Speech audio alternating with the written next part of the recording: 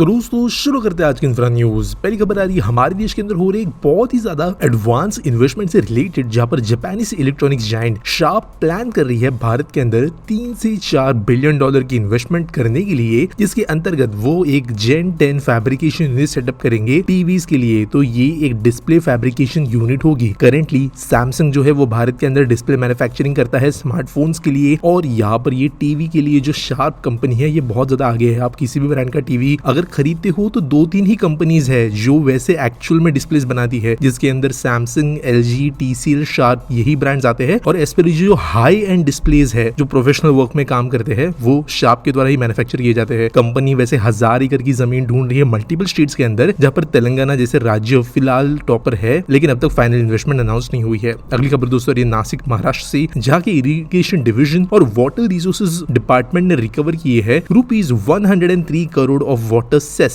दोस्तों वैसे जो ये डिवीजन है महाराष्ट्र का इरिगेशन का, ये सबसे पुराना है देश का, 125 साल पुराना है। और दोस्तों जरूरी है कि ये सब सेस वगैरह कलेक्ट होता रहे लोकल बॉडीज के जरिए, इंडस्ट्रीज के जरिए, कोऑपरेटिव्स के जरिए, क्योंकि यहाँ पर पानी तो इस्तेमाल लोग कर लेते हैं, लेकिन अगर पैसा ना दिया जाए तो इसका एक्सपांशन हो नहीं पाएगा। यहाँ पे एक अच्छी अमाउंट यहाँ पे रिकवर की गई है। अगली दोस्तों जो खबर आ रही है वो है थर्मैक्स से, जो एक कंपनी है इंडिया के अंदर की, और इन्होंने कहा है कि वो एक new waste water treatment facility solution provide करेंगे पुणे में। 2 एकड़ के अंदर ये फैली होगी, ये फैक्ट्री होगी बेसिकली, जो अलग अलग कंपोनेंट्स बनाएगी और अलग अलग टेक्निक्स, ऑटोमेशन जो काम होता है वो सब करेगी ये वेस्ट वाटर ट्रीटमेंट के अंदर। और इसके लिए जो प्लांट है वो सेटअप किया जाएगा पुणे में। अगली खबर दोस्तों ये अंबुजा सीमेंट से, जिन्होंने मंडे को कहा है कि वो अक्वायर करेंगे माय होम ग्रुप का एक सीमेंट ग्राइंडिंग यूनिट जो कि टूटीकोरिन तमिलनाडु में मौजूद है, और इसके लिए वो चुकाएंगे पैसे 431.75 करोड़ के। वैसे दोस्तों ये जो कंपनी है ये अडानी ग्रुप के अंदर आती है, मतलब अभी समझो अडानी ग्रुप अंबुजा सीमेंट्स का ओनर है, और अंबुजा सीमेंट्स जो ये कंपनी मैंने कही माय होम ग्रुप, इनका सीमेंट ग्राइंडर खरीद रही है। ये जो सीमेंट ग्राइंडर है इसकी कैपेसिटी है 1.5 MTPA, और यहाँ पर जो एक्विजिशन है ये बेसिकली कोस्टल रीजन के अंदर और सदर्न तमिलनाडु, केरला के जो भी सीमेंट सप्लाईज है इनको मदद करेगी। अगली खबर दोस्तों ये बेंगलुरु मेट्रो रेल कॉर्पोरेशन से,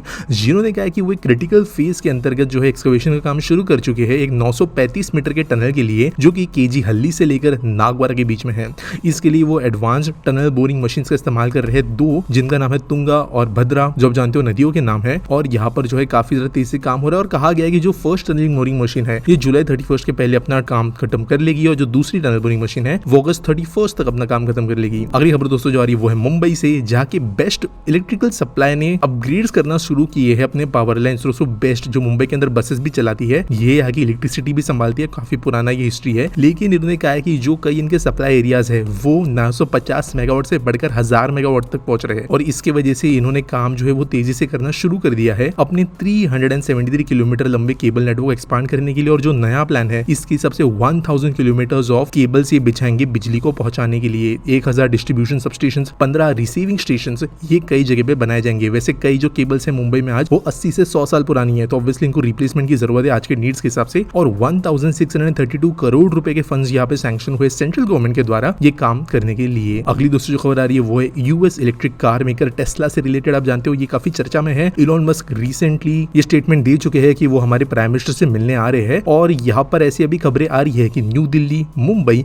ऐसे कुछ लोकेशंस पर शोरूम की जगह देखने के लिए इन्होंने काम शुरू किया है, ताकि इस साल के अंत तक वो सेल शुरू कर पाए। अभी ऐसे पहली बार खबर नहीं आई है, पहले भी ऐसा हुआ है। इनफैक्ट जो है कई जगह पे लीज एग्रीमेंट्स भी साइन कर चुकी थी टेस्ला कुछ समय पहले, लेकिन फिर बाद में जो है इंडिया के अंदर वो आई नहीं, तो अब पता नहीं उन प्रॉपर्टीज का क्या हुआ। लेकिन अभी जो खबरें मिली है उसके हिसाब से 3000 से 5000 स्क्वायर फीट की जमीन है और काइंड ऑफ स्पेसेस ये देख रहे हैं अपने शोरूम्स को एस्टैब्लिश करने के लिए बड़ी सिटीज में। अगली खबर दोस्तों ये महिंद्रा एंड महिंद्रा कंपनी के green energy arm Mahindra sustain से रिलेटेड, जिन्होंने कहा कि वो डेवलप करेंगे 150 मेगावाट का एक रिन्यूएबल एनर्जी प्लांट, जो कि सोलर और विंड कंबाइंड होगा 1200 करोड़ की कीमत से। यहाँ पर महिंद्रा सस्टेन ने कहा है कि वो पार्टनरशिप करेंगे माँ की global investor Ontario teachers pension plan board के साथ, और 101 मेगावाट की कैपेसिटी इनके साथ में इस्तेमाल की जाएगी, जिसके अंदर 460 million kilowatt of energy production capacity होगी, और 4,20,000 टन ऑफ CO2 एमिशन से कम करेंगे, और कस्टमर्स को ये ऑब्वियसली बिजली प्रोवाइड की जाएगी। अगली खबर दोस्तों जो आ रही है वो है रॉयल फिलिप्स से रिलेटेड, जो कि ग्लोबल लीडर है हेल्थ टेक्नोलॉजी के अंदर, जो काफी हाई एंड मशीन्स बनाते हैं हेल्थ केयर के अंदर, और इनके द्वारा एक ग्राउंड ब्रेकिंग सेरेमनी को होस्ट किया गया है एक नए रिसर्च एंड डेवलपमेंट सेंटर को बनाने के लिए, और अपने हेल्थ केयर इनोवेशन सेंटर का एक्सपांशन ये कर रहे हैं पुणे में। वैसे पहले से यहाँ पर मौजूद है, लेकिन अभी जो नया ऑफिस बन रहा है ये 3 लाख स्क्वायर फीट का होगा, 10 एकड़ के प्लॉट में बना है, और 1900 एम्प्लॉइज को ये होस्ट करेगा, और ये हाई एंड एम्प्लॉइज होंगे जो रिसर्च एंड डेवलपमेंट का काम करेंगे।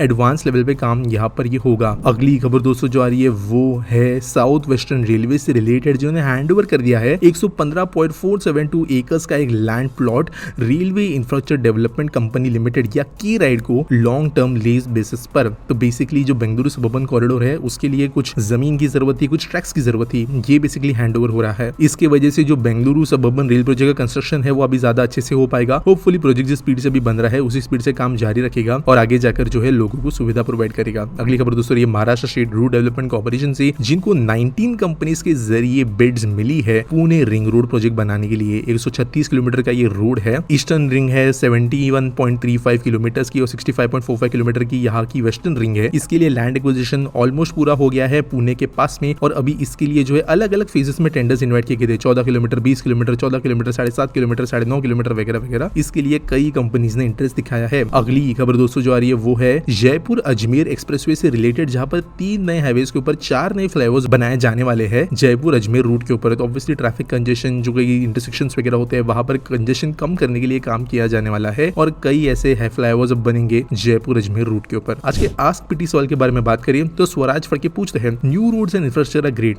But are inauguration ceremonies really necessary? Wouldn't that money be better spent on further improvements or just letting people use the finish project? तो देखो यार कैसा है ना, पॉलिटिक्स इतना सिंपल नहीं होता है। इतना जो मॉरल्स की हमारे टेक्स्ट बुक होती है वैसे जो दुनिया चलती नहीं है, कोई नहीं चलता, हम खुद भी नहीं चलते। अभी जब इनॉग्रेशन सेरेमनीज की बात आती है तो ये बात जरूर गलत है कि प्रोजेक्ट्स को लंबे समय तक रोक दिया जाता है इनॉग्रेशन होने के लिए। लेकिन देखो इनॉग्रेशन सेरेमनीज का भी अपना एक इंपॉर्टेंस है, एथिकल भी और नॉन एथिकल भी। अब देखो एक पॉलिटिकल पार्टी का ऑब्वियसली काम यह है कि वो इलेक्शंस जीते अगली बार और पावर में रहे ताकि उनके जो भी प्रोजेक्ट्स है वो कर पाए। कई जगह पे जो पर्सनल इंटरेस्ट भी होते हैं वो भी होते हैं। अब देखो अगर कोई प्रोजेक्ट की इनॉग्रेशन सेरेमनी नहीं होगी वहां पर क्रेडिट लेने के लिए लोग नहीं आएंगे, वहां पर अपने आप के बारे में एक पीआर जिसे कहते हैं वो नहीं किया जाएगा, लोगों को कैसे समझ में आएगा काम क्या हो रहा है। दिल्ली के अंदर अपने देखो और हमारी सेंट्रल गवर्नमेंट भी जो है पीआर पे कोई कमी नहीं करती और यहाँ पे गवर्नमेंट्स को ब्लेम करना नेसेसरी नहीं है। कोई भी पिक्चर रिलीज होती है उसके पहले बहुत ज्यादा प्रमोशन उस पिक्चर का होता है। कोई भी कंपनी कोई नया प्रोजेक्ट करती है उसका दुनिया भर का प्रमोशन करवाती है। मैंने खुद स्पॉन्सर्ड कंटेंट किया है, आप अगर मेरे चैनल को फॉलो करते हो, मेरे दूसरे अकाउंट्स को फॉलो करता हूँ, मैं भी उन पीआर के अंदर पार्टिसिपेट करता हूँ और इसी के जरिए लोगों को पता चलता है कि क्या काम कहाँ पे हो रहा है। तो इनॉग्रेशन सेरेमनीज भी जो है काइंड ऑफ इसी तरीके काम करती है गवर्नमेंट्स के लिए, गवर्नमेंटल बॉडीज के लिए, उन पॉलिटिशियंस के लिए जो कि इन चीजों को पॉसिबल बनाते हैं